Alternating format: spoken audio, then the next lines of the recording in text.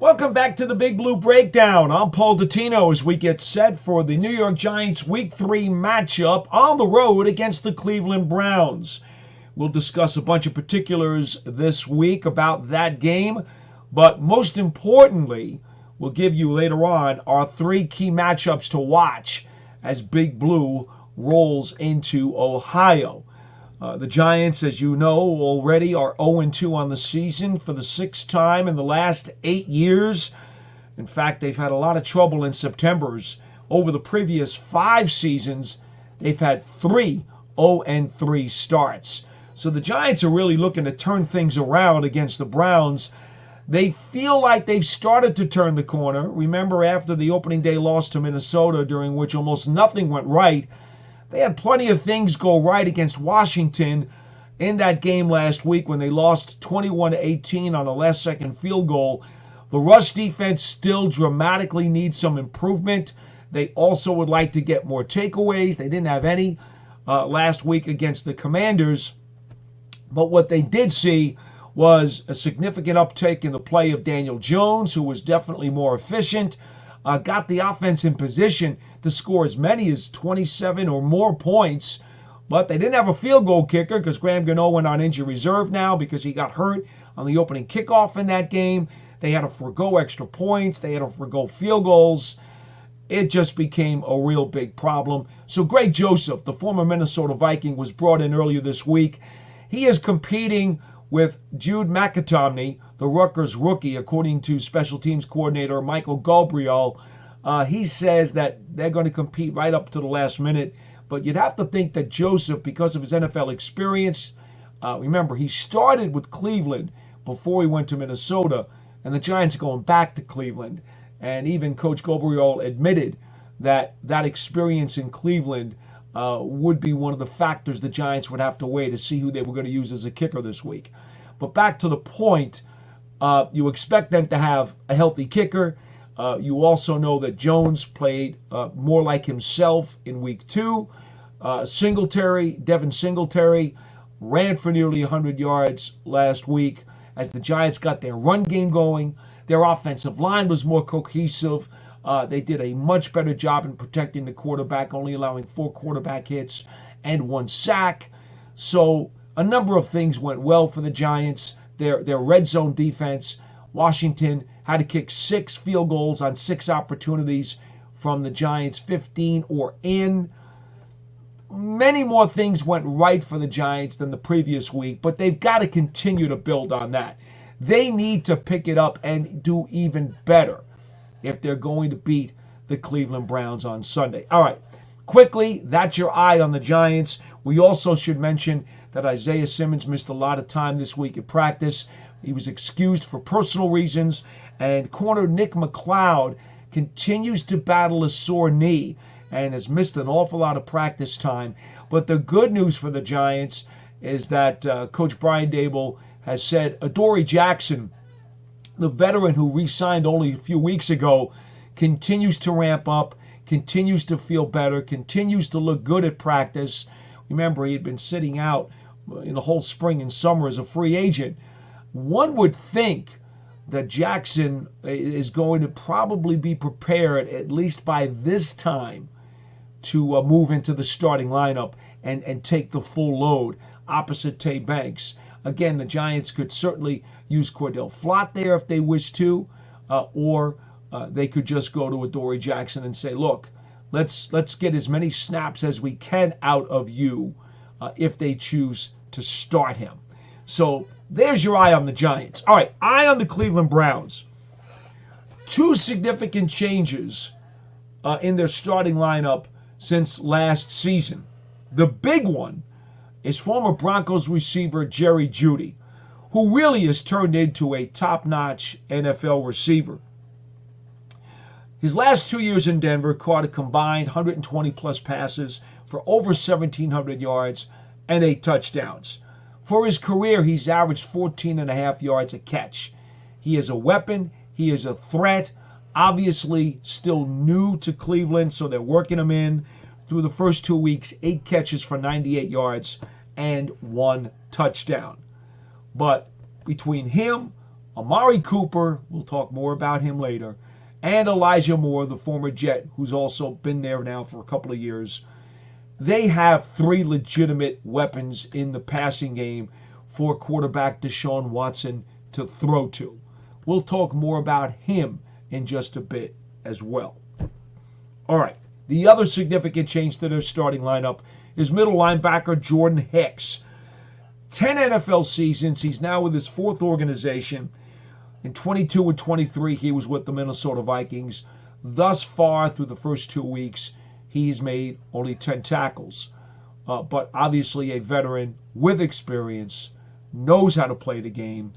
That's the other significant change to their starting lineup that was made during the offseason. Now, what about this week? Well, this is very interesting. All right. We know that they lost to Jacksonville in week 1, and then they lost to Dallas in week 1, and then they beat Jacksonville in week 2. So the Browns are 1-1 coming into this game against the Giants. Jedrick Wills and Jack Conklin, their left tackle and their right tackle, have been dealing with knee injuries. They've been practicing some, but did not play in either of the first 2 games. As it stands here on Friday morning, their status is still in doubt. There's really no way for the Giants to understand exactly what the Browns are going to do with either one of those players, whether or not they try to get them some limited snaps or even if they try to go. So that's something to be determined. You certainly have to look at that. To this point, even though the Browns' pass protection got better against Jacksonville, they gave up 6 sacks against the Cowboys and 2 against the Jaguars. That has got to be an issue for them moving forward, even if 1 or 2 of those guys come back to play off of their injuries. So keep that in mind as you prepare to watch this game on Sunday. Pro Bowl tight end David Njoku, serious ankle injury. Doesn't look like that's going to be something the Giants have to worry about. Njoku, all week, they've been saying very unlikely to play, so pretty much don't even think about Njoku.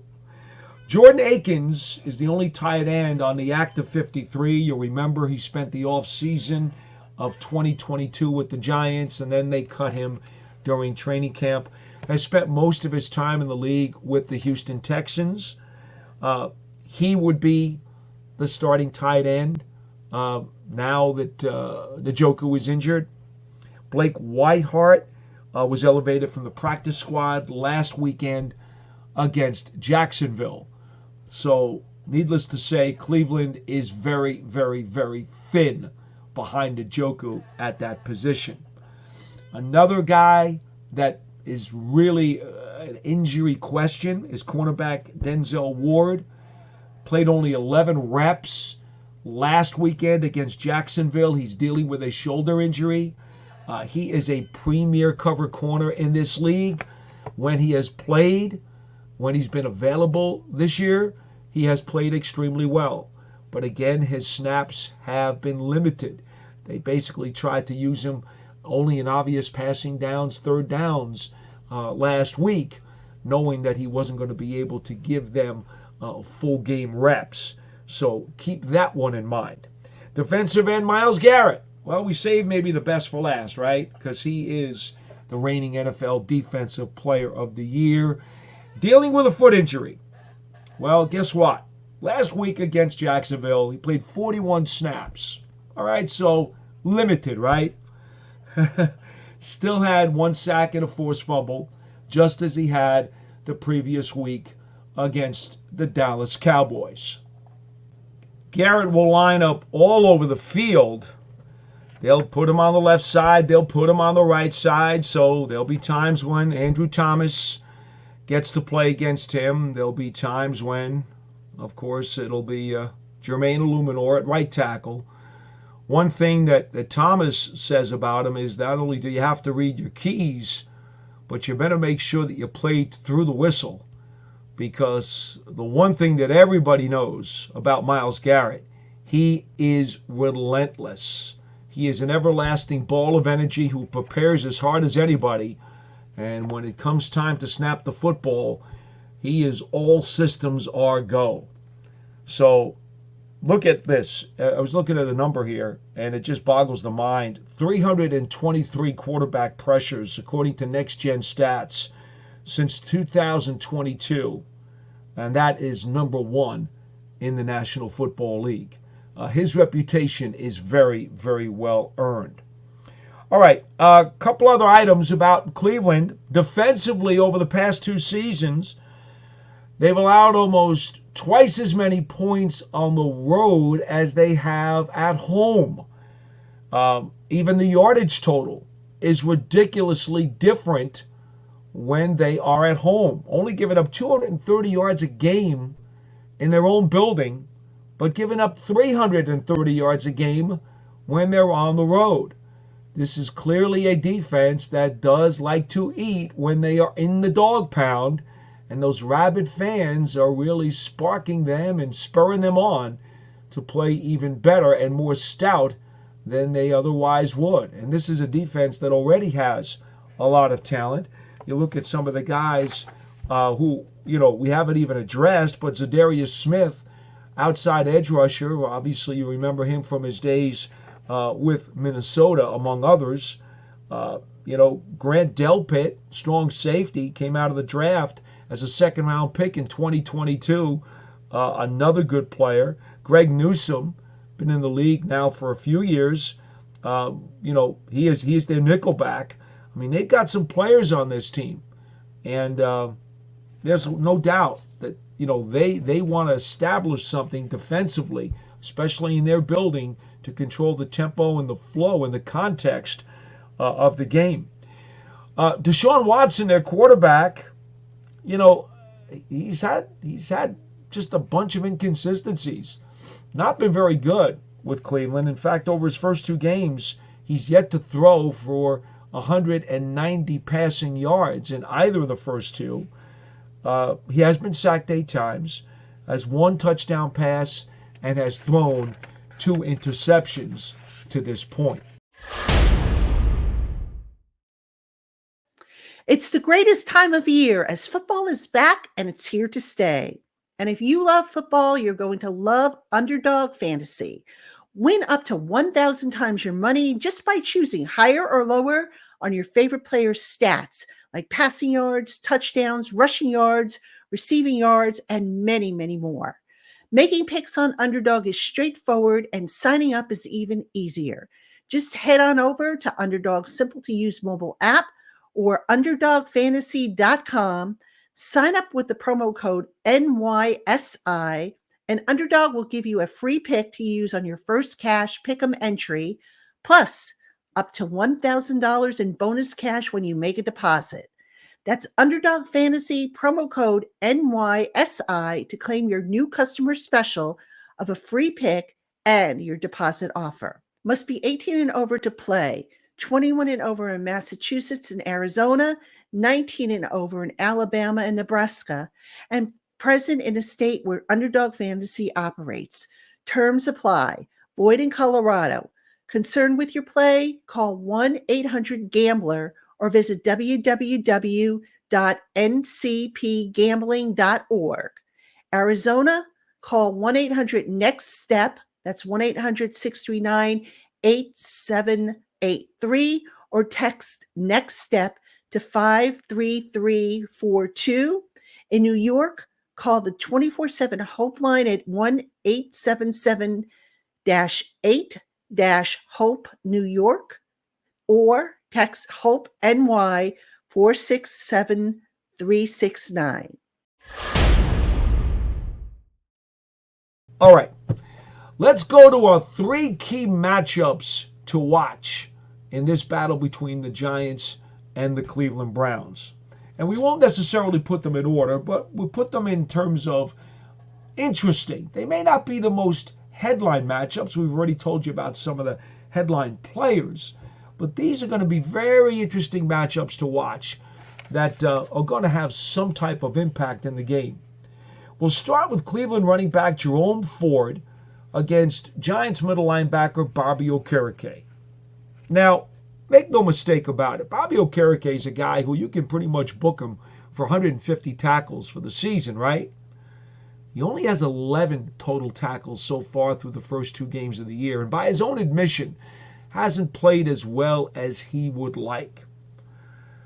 Look at Aaron Jones, ran for 194 yards on 14 carries opening day for the Vikings against the Giants' porous rush defense. Brian Robinson, last week for the Commanders, 17 carries for 133 yards. You remember he had that one big 40-yard burst.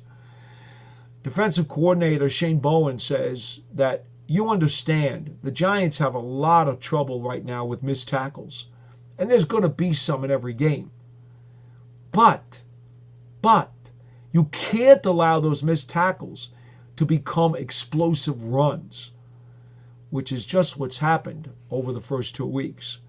So the Giants have to clean that up. They have to tackle better, and they have to have better run fits. In other words, don't get caught out of position. As Bowen said, do your job. All 11 guys each have to do their own job.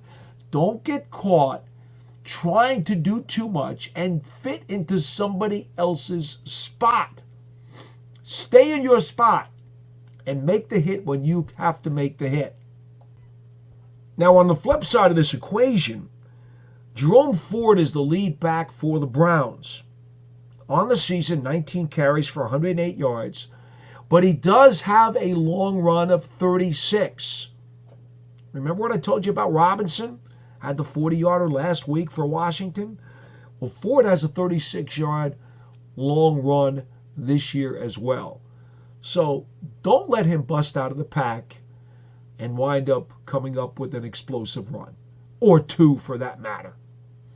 All right, so that's key matchup to watch number 1. Key matchup to watch number 2. And we got a familiar name here. Left defensive tackle Dalvin Tomlinson for the Browns against right guard Greg Van Roten for the Giants. Now, why is this interesting? Well, let's talk about Tomlinson first. Everybody knows he's a very solid player in the middle. 8th year in the NFL. He spent the last 2 seasons in Cleveland because prior to that he had been with the Giants and then the Minnesota Vikings. So far in the first 2 games, opponents have only rushed the ball at him 3 times and gained 27 yards in doing so. The Giants, well, they've only run the ball right behind right guard Greg Van Roten 3 times and gained 27 yards in doing so. Symmetry in those numbers, right? Well, the point is the Giants didn't have a running game in week 1 against Minnesota. At least they had one last week against Washington. In fact, Devin Singletary, 16 carries for 95 yards in the loss to the Commanders. He was 5 yards shy of what would be his 7th 100-yard game of his career. He had 2 of them last year. So, here's the deal. The Giants, they sparked their running game last week. They need to keep it going. John Runyon, the left guard, said this week, that's what it's all about for this offensive line.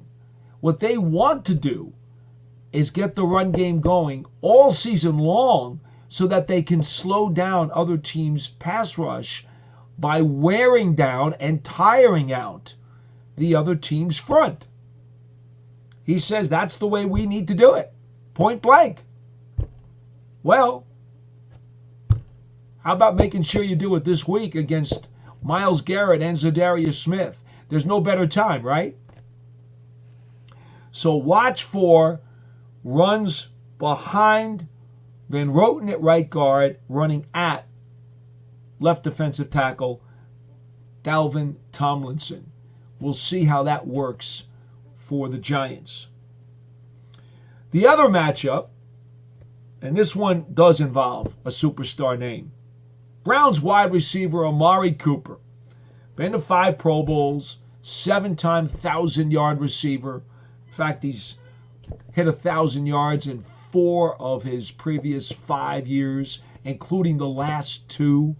We all know how good Amari Cooper is. Nobody needs to tell you that. But here's the interesting part. He's going to go up against Giants corner Tay Banks.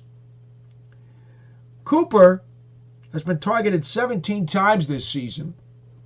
9 times against Dallas, 2 catches for 16 yards with a long of 10.